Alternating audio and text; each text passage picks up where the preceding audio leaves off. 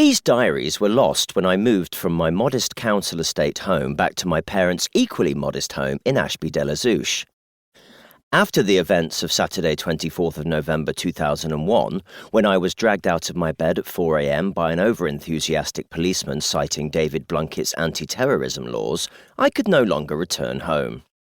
My neighbours informed me that after I had been taken away to be questioned, people in white forensic suits took away every piece of paper in large sacks. Every floorboard was pulled up, plaster was taken off the walls, and the garden was dug and soil removed for examination. After my release, I asked for my 1999 to 2001 diaries, but was told that the police were hanging on to them should any charges be brought against me, Mohammed, and his brother Imran. Then, last week, I answered the door of the renovated pigsty where I now live to find a policeman holding my diaries, which were inside a transparent plastic bag. He said, "I think these belong to you, sir." I examined them and said, not without a hint of sarcasm, "So I'm no longer under suspicion, am I?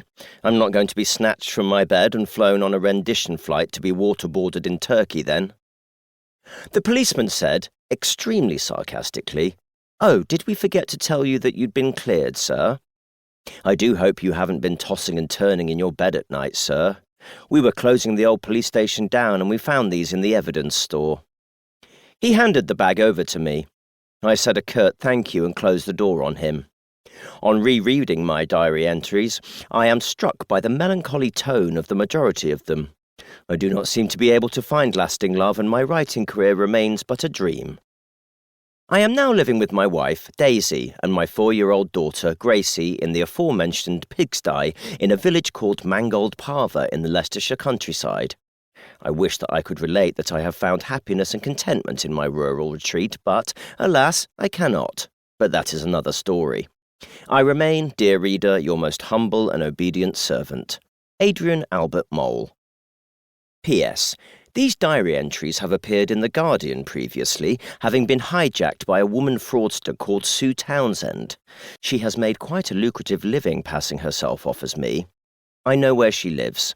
I have been to her house and rung her doorbell, but she refuses to come to the door. Once I saw her through the front window. She was a large shape sitting in the corner of a gloomy room swigging from what looked like a bottle of Stolichnaya. Her garden is overgrown, and her house is in disrepair. She has obviously fallen on bad times. I can't say I'm sorry. She has been a parasite on my literary career for too long.